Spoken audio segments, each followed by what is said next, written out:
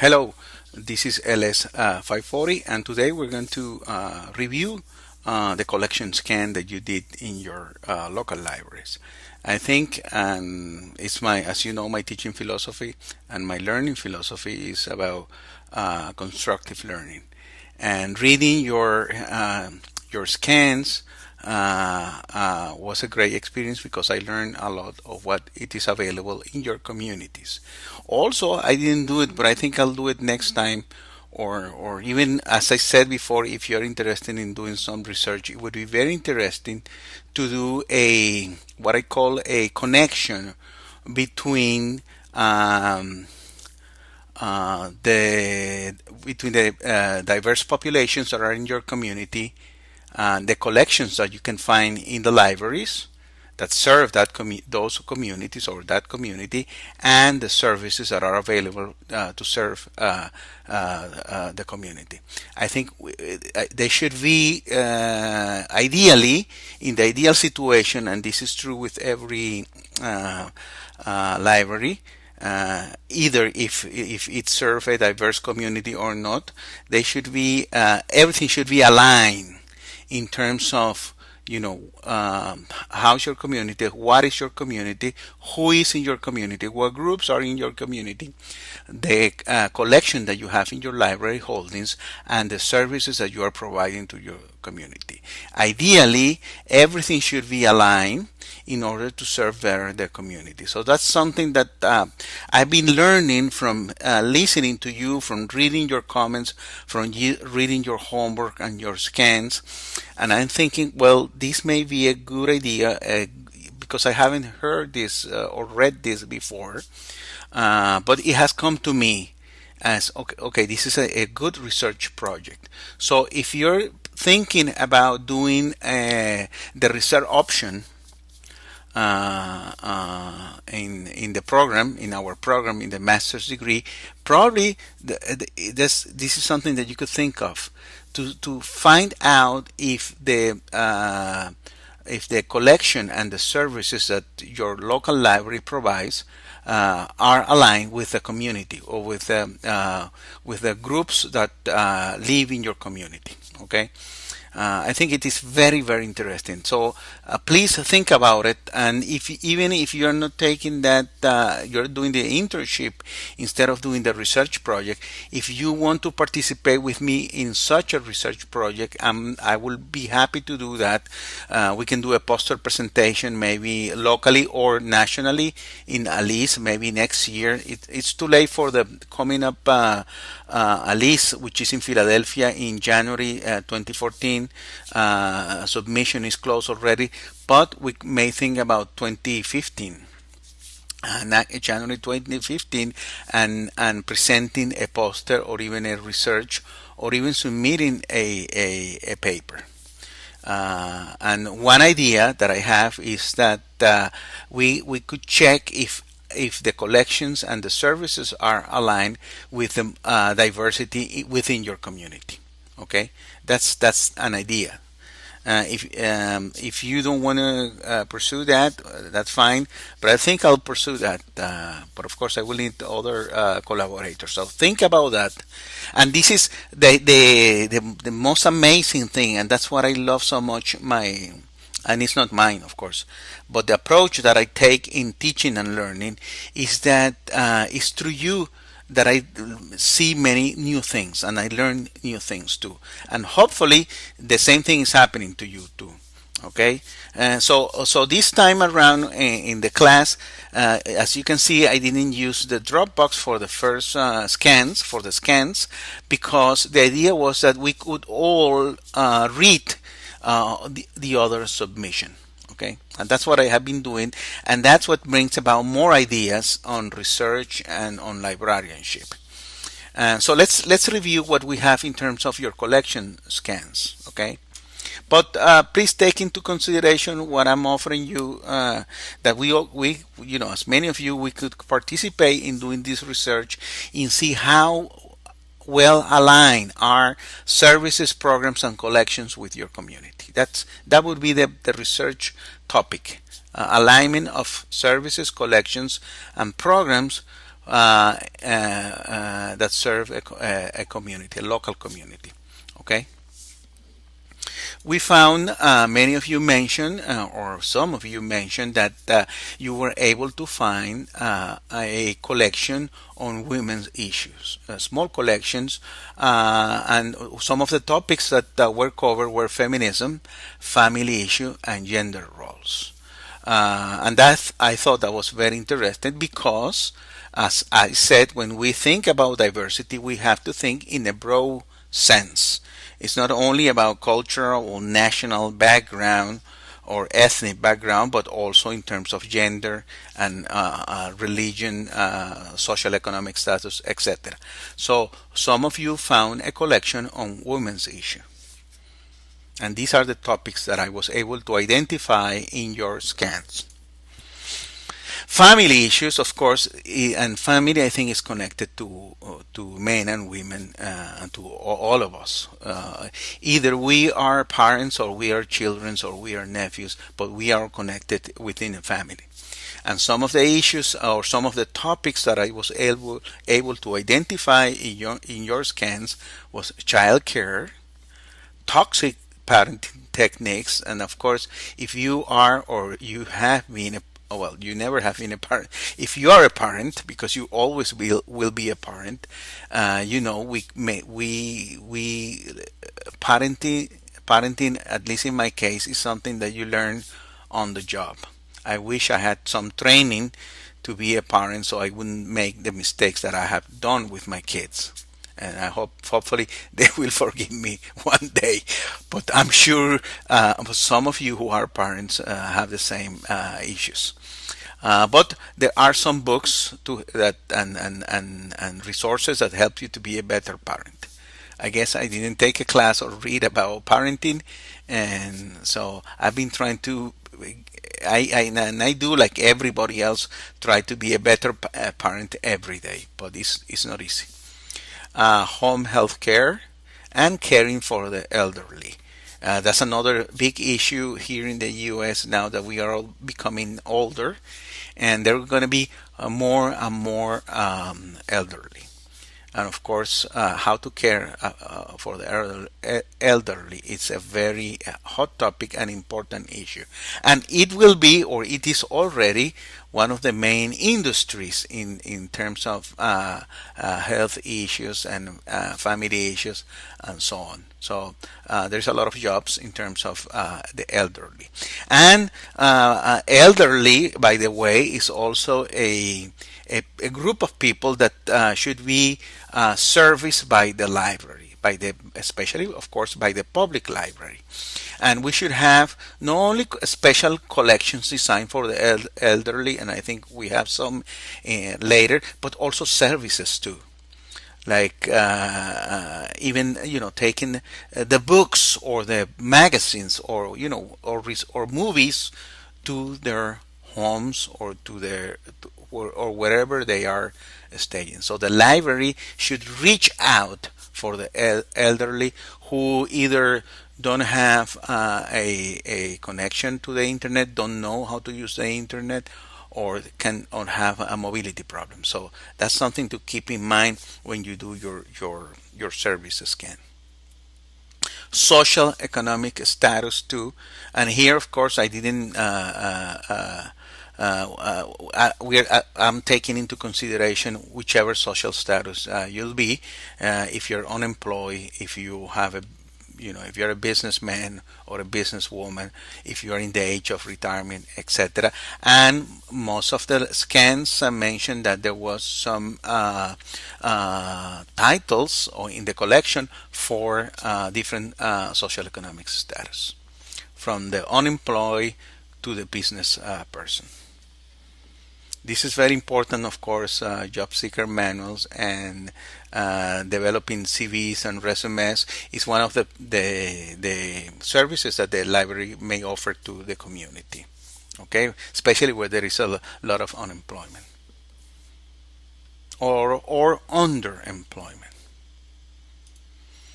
A students issue, and this is also a large population, and what I found, some of the topics covered in your scans were GRE, I guess GRE, SAT, and all of those standardized tests.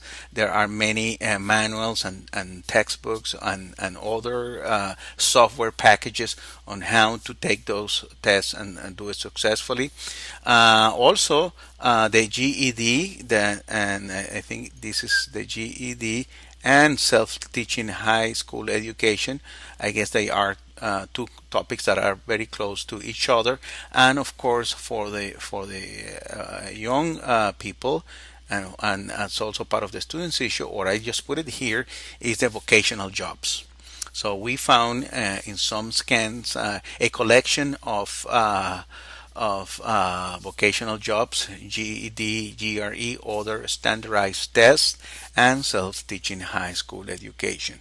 And students, it doesn't only mean young people. You know, there are any age group. It's also it touches any age group.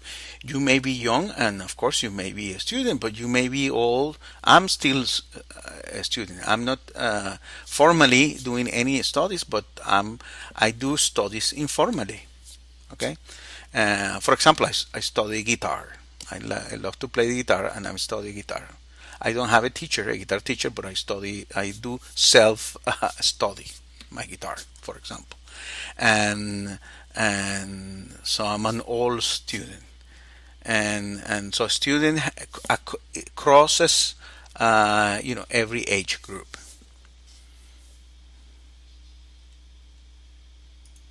Another important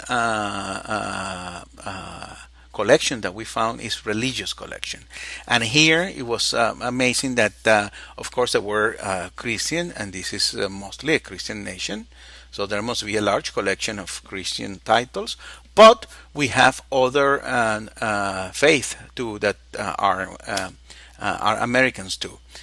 We have Islam, we have Judaism, and non-traditional faith, and I don't know what that means, but it may mean some other type of religions, either from other geographic areas, Asia, etc., etc., and other religions that have even been created here in the U.S. I didn't find anything on Mormonism, for example.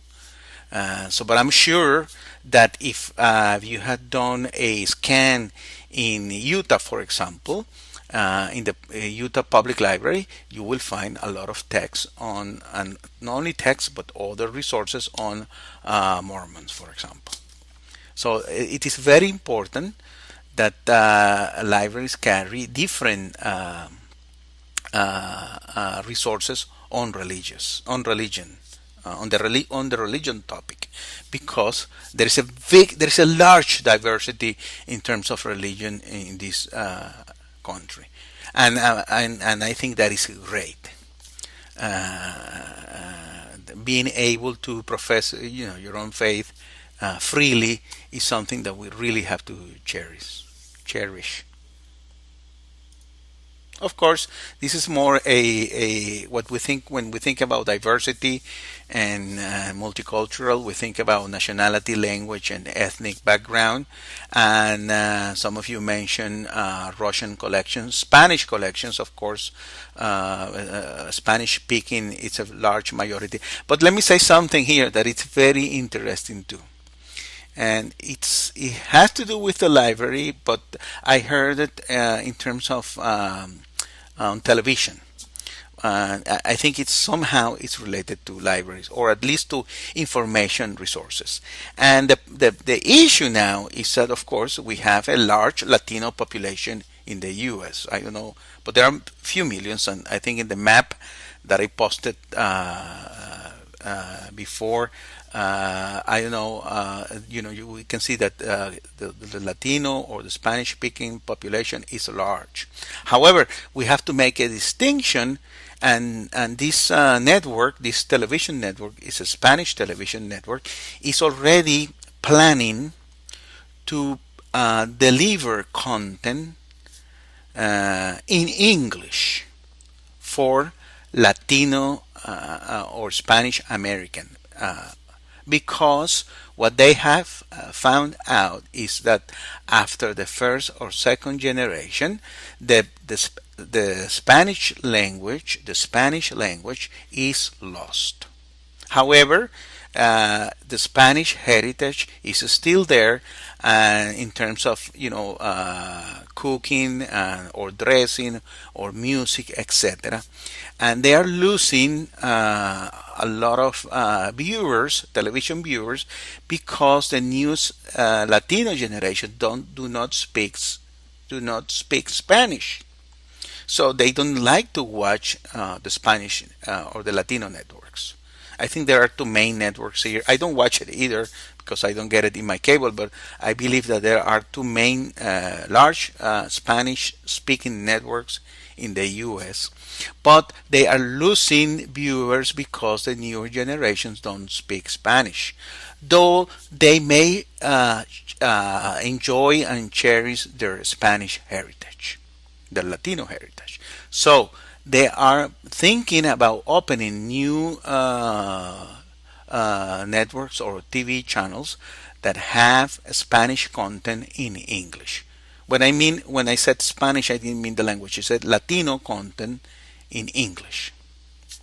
Okay, I thought that was really interesting, and I think this is true because I experienced that with my own family.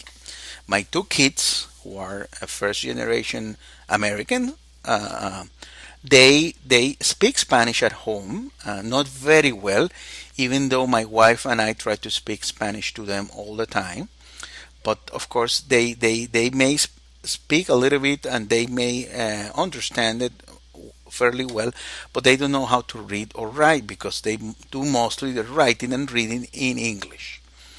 And especially my youngest daughter, I have two kids. My youngest, which is my daughter, she doesn't like to watch or listen to music in Spanish because she doesn't understand it.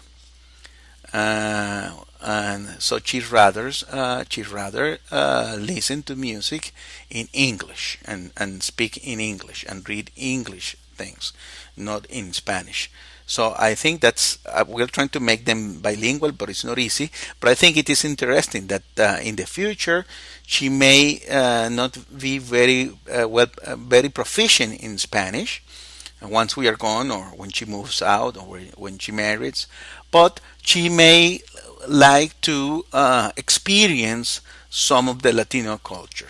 And one way to experience that culture would be, for example, if there are television shows or a television network that has some Spanish cultural heritage but delivered in English. Well, I was thinking that the same thing may happen in terms of library resources, being books, magazines, games, movies, videos, whatever, music, etc.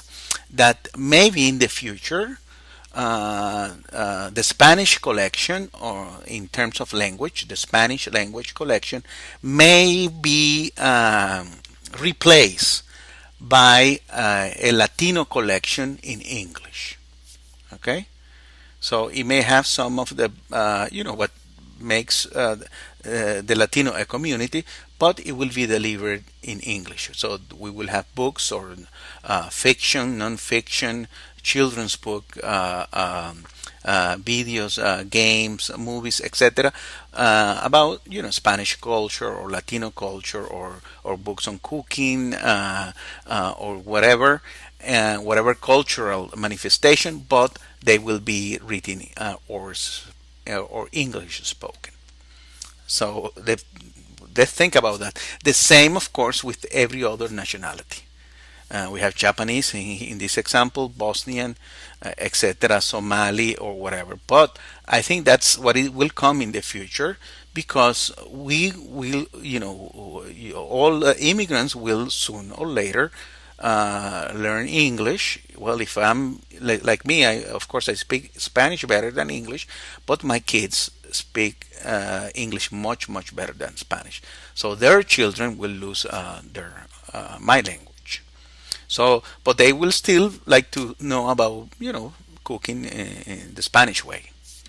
cooking a paella, for example, or things like that, or music or whatever. So they will need that content to be delivered in English. That's to me that was something that came like when I was reading your scans. I said, "Oh my gosh, look at this." Well, there's English as a second language materials to newspapers, and of course a U.S. citizen exam. So these are some of the things that you were able to find in your collection scan. Cultural background. Of course, we can add here a Latino collection.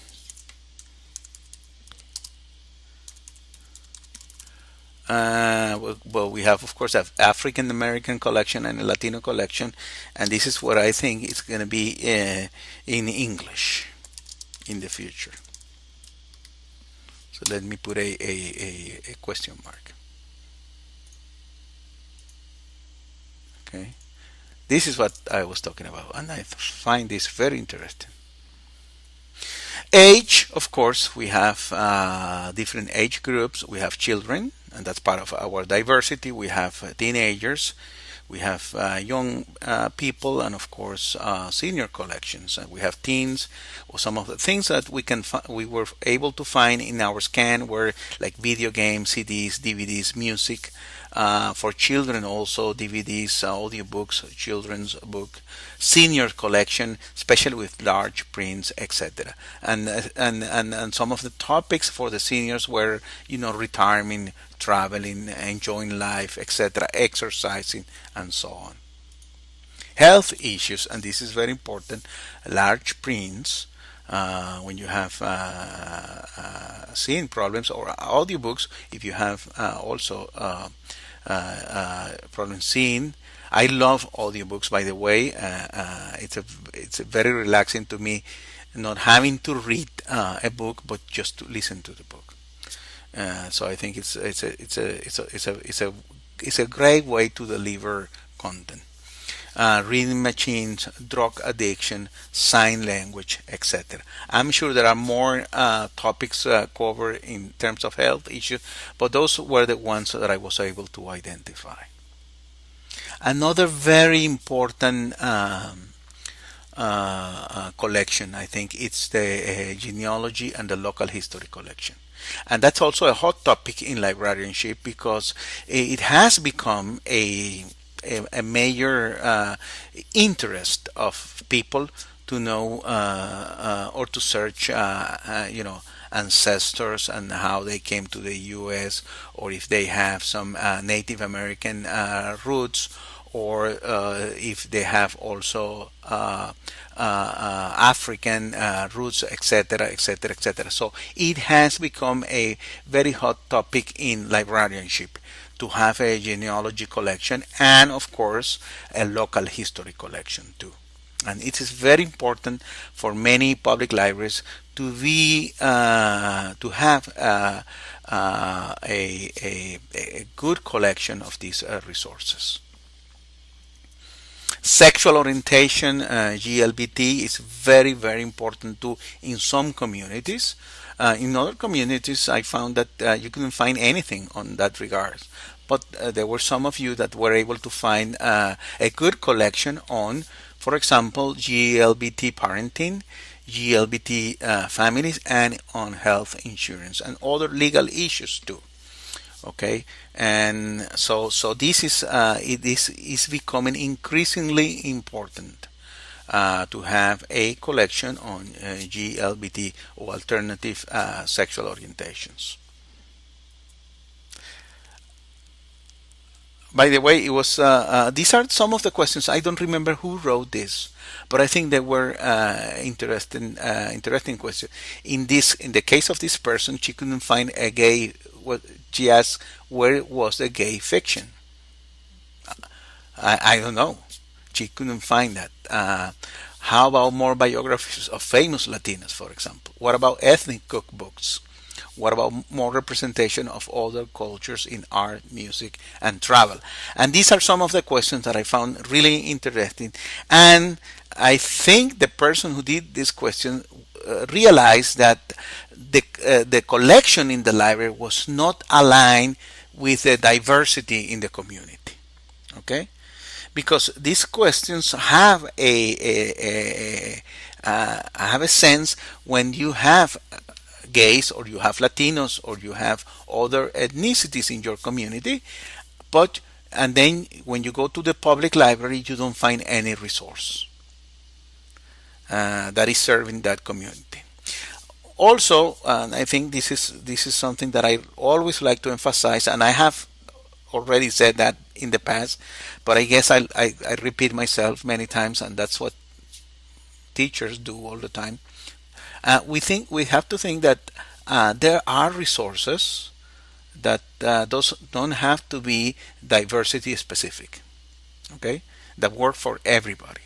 And so because we are complete human beings, I understand that we have to have resources and services for diversity and multicultural communities. That's fine, and I enjoy that very much. But also, we cannot reduce a group of people to be in just a diversity, or to be just gay, or to be just Latino, or to be just black, or to be just white, or to be Christian. No, we are every one of us, regardless of our social economic status, regardless of our ethnic background or nationality background, or regardless of our religious background. We are complete human beings. And that means that we can learn and we can appreciate many things, many diverse things too. So being a Latino does not mean that you cannot appreciate some cook or music, from any other culture, from France or from England or from Asia, etc., etc. I, for example, am a good example because I know myself. I love folk music and country, American folk music and country music, and I play that in my guitar. I play other styles too. I play some Latino music too and everything, but I really do enjoy listening to John Prine and people like that. And so so so I cannot be reduced to, okay, because you're a Latino, you're only gonna use Latino resources in our collection. No, I enjoy other things too, and so does everybody. So even if you are not the same with social economic status. You may be poor, but that doesn't mean that you don't enjoy reading what a rich person will read. Why not? I mean, you are as able as any other person. So let's not reduce when we get into this diversity in diversity issues or diversity librarianship. We cannot reduce people to their ethnicity or to the economic background or to the gender preference orientation or to their religious orientation. In other words, let's say we are a children's librarian and we have a group of Latino children in our library. We will not only offer them Latino books. Why? No, they will enjoy any children's book. You know, any fairy tale. It doesn't matter if it comes from, from anywhere, because they are total human beings, or any movies. So we have to understand diversity under that perspective. The whole idea of me teaching this class is, or my idea of teaching this class, of course, is to become aware of diversity and become aware of multiculturalism and become aware that we are part of that diversity too. But at the same time, I also like to emphasize that we share a common bond. We are all human beings. at least the ones who behave like human beings. We are all human beings, and we can share art, music, travel, cook, fiction, non-fiction, etc. We are able to enjoy and learn from other people's and other culture experiences. That's the whole point of this class. Okay, so we are becoming multicultural aware. We are becoming multicultural sensitive, but we understand that we have a common bond, that we are all humans. This is what I want you to understand, to grasp out of this class. Okay, thank you so much.